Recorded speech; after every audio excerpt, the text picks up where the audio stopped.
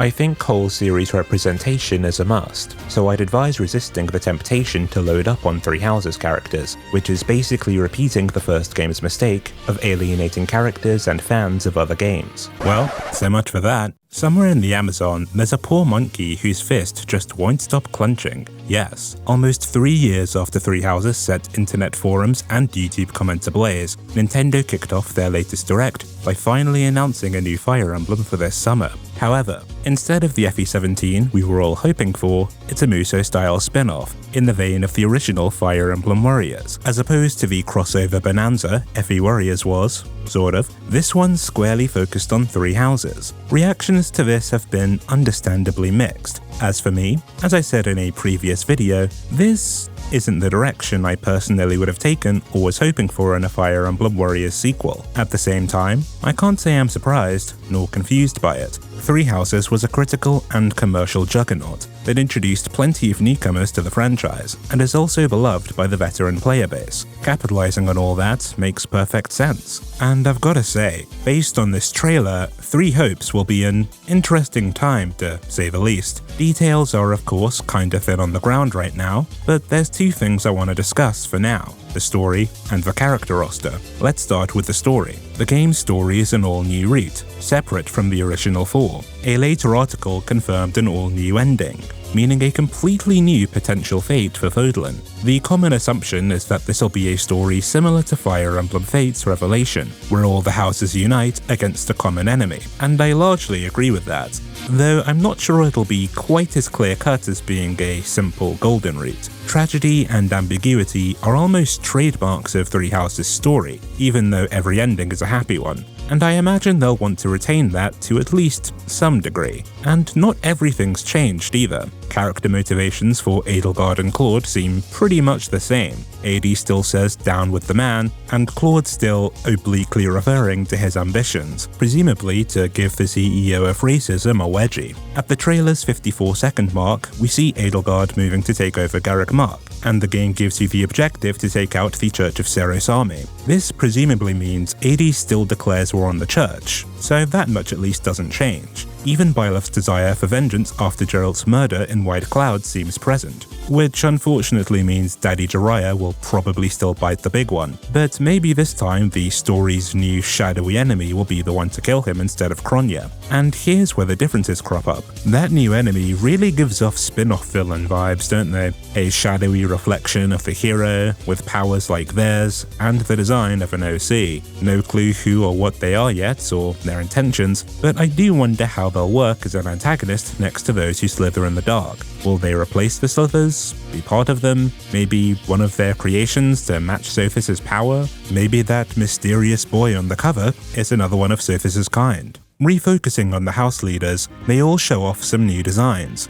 but it's hard to tell if these are alternate timeskip designs or mid-timeskip ones. Can't lie, I'm kinda digging Claude's. As for Dimitri's, for some reason, I've never liked how Dimitri looks in Three Houses' art style, and that hasn't changed here. Brave Dimitri in Heroes is great, but something about the way Three Houses' artist draws him just doesn't do it for me. As for AD, I'm not crazy about the magical girl vibe, and her pose looks like one Hilda would make, because it is, and she does. But all that doesn't really matter. What matters is her weapon. AD isn't wielding Aimer, her post-timeskip weapon of choice, which was an artificial hero's relic gifted to her by the Slithers. If, in this alternate story, the Slithers don't end up being her allies, that would explain why. But even more than that, she wields a sacred weapon adorned with the crest of Seros. In Three Houses, she swipes the Sword of Seros after capturing Rhea. Assuming this axe is an analogue to the Sword of Seros, if she has it here, and doesn't end up allying with the Slithers, could that signify a better relationship between her and Rhea? Maybe Rhea gives it to her willingly here? That'd be a twist. Speaking of Rhea,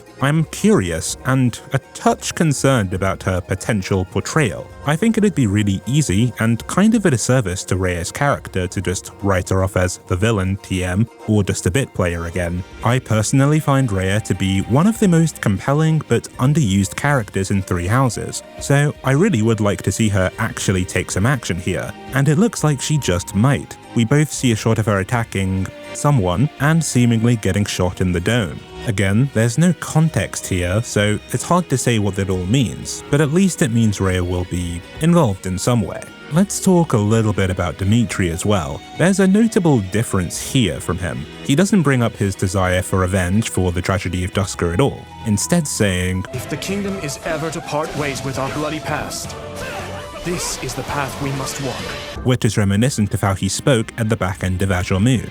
We don't know when he says this, it could be at the end of the story for all we know, but it makes me question how Dimitri's character will be approached here. Is his background going to be the same? Will we see the boar make an appearance? Or will it be a more clean-cut Dimitri this time? That would make sense, since he may not go through the same traumatic event of Edelgard revealing herself as the Flame Emperor, which was ultimately what made him snap in Three Houses. And from a more utilitarian standpoint, trying to squeeze his whole redemption arc from Azure Moon into this story would probably be a massive pain.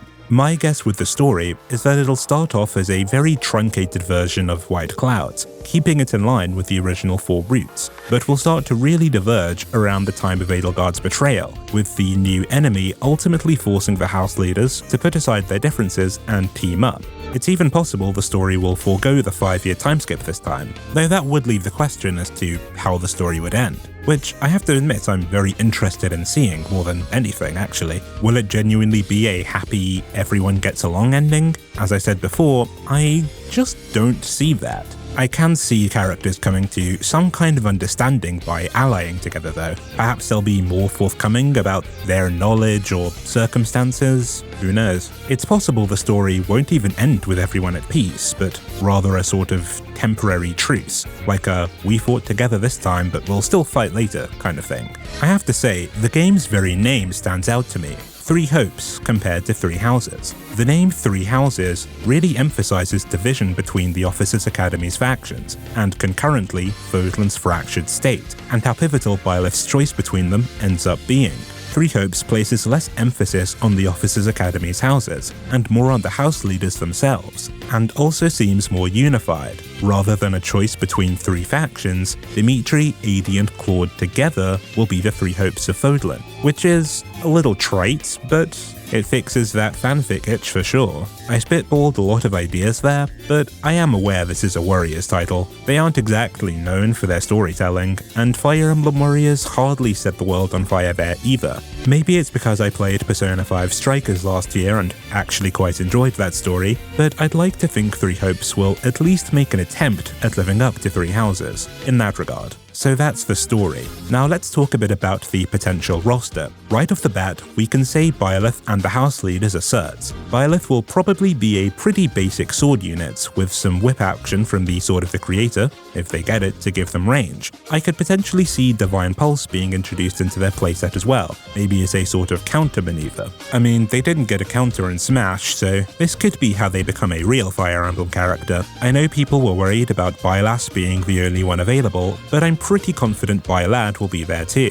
For me, it's just a question of if he's available during the main story. And I suspect he probably will be. It seems counterintuitive to me to keep Byleth silent, presumably for self-insert purposes, but also lock them into one gender. I mean, honestly, I'm not thrilled with Byleth staying silent at all, but that's another conversation for another day. As for the house leaders, I can see Dimitri taking some inspiration from characters in the original FE Warriors. At one point, he does a move that kind of reminds me of one of Chrom and Lucina's moves, and since there were a couple of lance fighters in Warriors, in Azura and Oboro, I wouldn't be surprised if he has some moves resembling theirs, especially Oboro. Adi I imagine being a slow, heavy hitter type, probably some decent wind-up in her animations, but plenty of power and lots of range. We sort of see that in that tornado move she does during the trailer. Claude definitely looks the most interesting at first glance though. A bow-wielding Wyvern Lord looks super fun and potentially broken. It also looks like he can dismount his Wyvern and fight on foot,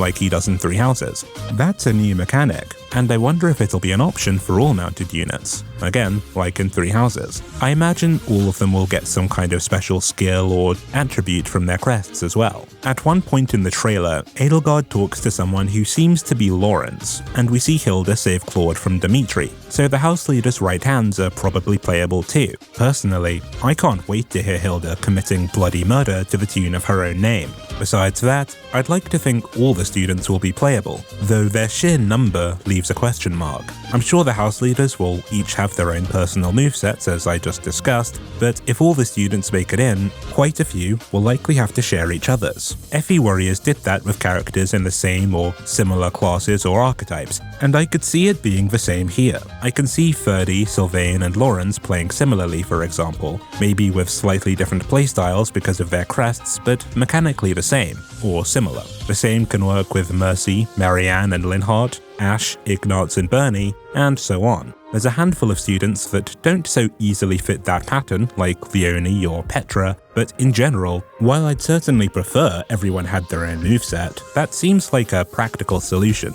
if not the most satisfying. And what if they made that Monica-looking redhead playable too? If it actually ends up being the real Monica, that'd be cool. If we don't get all the students in the base game, DLC would be the way to get the rest. I could definitely see the Ashen Wolves being DLC too. That'd let the devs include them, while sidestepping having to squeeze them into the story. Though, since this is a new story, and they're already inserting a bunch of new characters in, maybe that's all the more reason to include Yuri and the gang. And yeah, I'm definitely expecting DLC. Hyrule Warriors had it, Age of Calamity had it, Fire Emblem Warriors had it, so I'm pretty confident Three Hopes will too. Besides the students, I'd love to see some of the Knights of Seiros playable as well, particularly Catherine, Shamir, and Seteth. But if there's one character I personally need to be playable more than anyone else, it's Gatekeeper. Can you imagine if he played like he does in Heroes and just has everyone else attack for him? That'd be hilarious. Nah, I'm just kidding, it's Rhea. Rhea not being playable in Three Houses was criminal, and I sorely hope that's rectified here. Between her Seiros, Archbishop, and Immaculate One personas, she has a ton going for her, mechanically and aesthetically. I'm picturing her primarily being a sword unit, perhaps with some flourishes of faith magic and some hand-to-hand combo finishes mixed in to reference her getting Nabatean on Nemesis in the game's intro and her B-rank skill in Brawl. Similar to Tiki in FE Warriors, when her Awakening gauge, or its equivalent, fills, she transforms into the Immaculate One and just smites everyone. I came up with that off the top of my head, but I think it's pretty cool. I do wonder if they might include characters like the Slithers or the Death Knight in the playable roster, but considering the original didn't touch villains or antagonists at all, I'm guessing not. And honestly, I wouldn't even be mad, because I think they all kinda suck. Part of me wants them to throw in some characters from the original FE Warriors, since they're already made, and that'd provide the opportunity for at least some crossover supports, which I really liked in FE Warriors. At the same time, Koei Tecmo and Intelligent Systems made the executive decision to base this game purely around Three Houses, so they should dedicate the roster to that idea. Side note, supports are confirmed to be present, and I'm hoping it's not just Byleth supports. In my opinion, those are largely some of Three Houses' least interesting, for obvious reasons. I definitely need to see the house leaders support each other, especially Edelgard and Dimitri. But yeah, I'm mostly just hoping that the roster is a good number, ideally at least as many initial characters as the original FE Warriors, and that they do all of them as much justice as they can. While this isn't personally what I was hoping for in a second Fire Emblem Warriors, and comes off to me as largely a stopgap until the next proper Fire Emblem, I'm confident this'll be a good time. It looks like it'll even address some of what I mentioned in my Fire Emblem Warriors 2 suggestion video. The visuals seem a bit more polished, the story's gearing up to be a much more involved experience, and will hopefully capture some of the essence of Three Houses' writing, and while it may not be my first choice, there's plenty of opportunity among Three Houses' cast to provide a solid roster full of unique playstyles. I've outed myself as a big fan of Warriors crossovers, including Fire Emblem Warriors, so this is definitely gonna be a day one purchase for me, at any rate. Unless there's no playable Rhea, then I'm boycotting that shit. Thanks a lot for watching, I hope you enjoyed that. This video is really late, but I felt compelled to get some of my initial thoughts about this out there. especially since one of my last videos was about this, basically. I'm excited for this, but at the same time a tad concerned for the next mainline Fire Emblem. From what I gather, Koei Tecmo did the lion's share of the work for Three Houses, so I hope they're not behind the next Fire Emblem, or we could be in for an even longer wait than I thought. A friend of mine who's a huge Fire Emblem fan is already at their wits' end waiting, and I'm not trying to see them commit their own war crimes, you know what I mean? But anyway, if anyone's watching this, I'd love to hear your thoughts. I'm particularly interested in hearing what people think about the potential golden rate. I'm personally kind of in two minds about it. On the one hand, I get why people would feel it sort of ruins what Three Houses was going for, the whole idea that peace between everybody was never really a possibility, but in a weird way, I feel like there needing to be an entirely new threat to force everyone to work together just drives home how impossible it was in the original story. And the idea of seeing what Fodlan would look like if Byleth, AD, Claude, Dimitri, and potentially Rhea were all working together is a pretty interesting one. But yeah, if you have anything to say, do feel free to drop it down below. And with all that said, take care, and I will see you later.